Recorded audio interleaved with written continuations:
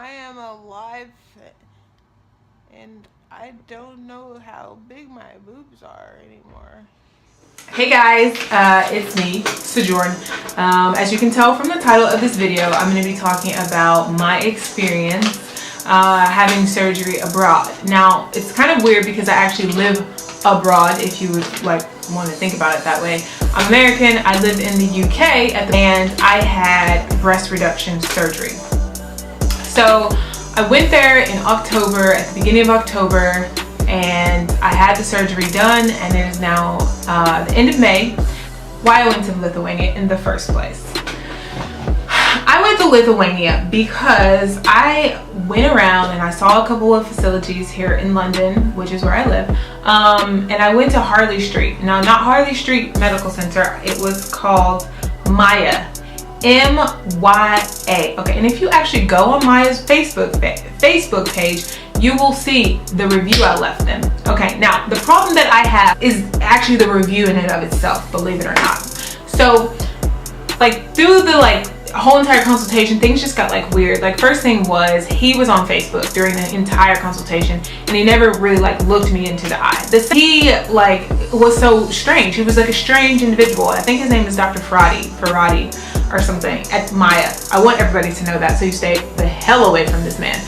So he sits down and he's basically says he ran an hour late. I shouldn't have the surgery because he was late, and I would understand if you wouldn't want to have it with me. Yeah, I would understand. And I was just is this dude is he ready to go home? What is his deal? Does he not want my money? What? So sit down, he's on Facebook, he looks at me, and I'm okay, telling him I want the surgery, this is why, my boobs are so big, blah, blah, blah. And then he says, are you on any medication? I'm yeah, did you review, well, I didn't even say that, but I was thinking yeah, I am. Did you review my medical chart? Because you're supposed to do that. And he was okay, cool, what medication are you on? And I tell him what medication I'm on. And he's oh no, you can't have the surgery, you'll die. So this is now the second time that this man has basically told me not to have the surgery. And I'm starting to get the feeling he's just lazy and he wants to go home, or he doesn't want to do the surgery, or he gives up on life. No one is quite sure. But all I know is he's kind of pushing me to feel I shouldn't have the surgery. So I'm okay, cool. And then, yeah, he's just saying some stuff, and I'm me and Dawn are looking at each other what? This dude is just strange. So then he says, okay, do you want me to examine you? And I'm that's why I came, so yeah. So take my shirt off. And he laughs. I swear he just goes, okay. And then he pulls out his measuring tape. And I was bruh, did you just laugh? I mean, I know they're huge, but ain't nothing to laugh about over here. So anyways, he measures it. He measures them, and then I go, so what size am I? And he says, I don't know. And I was what do you mean you don't know? He was I don't know what size you are. He's all I know is that you're a hyperbolic or hypertrophic.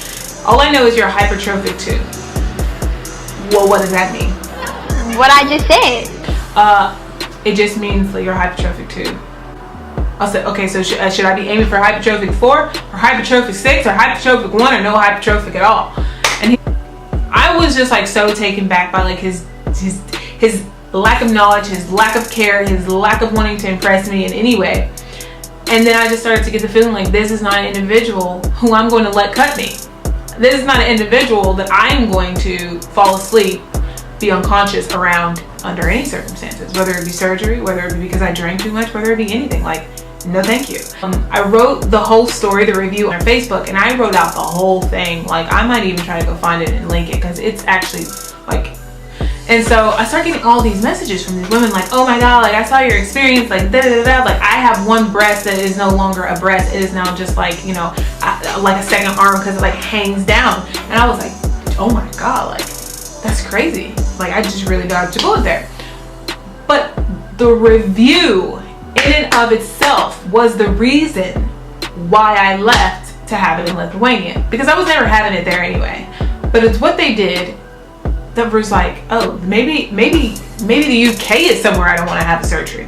I get a phone call from a girl, and she's hi, this is such and such from Maya Clinic. Oh, your review, and I want to talk to you about it. So I was cool. I call her back. I'm what up?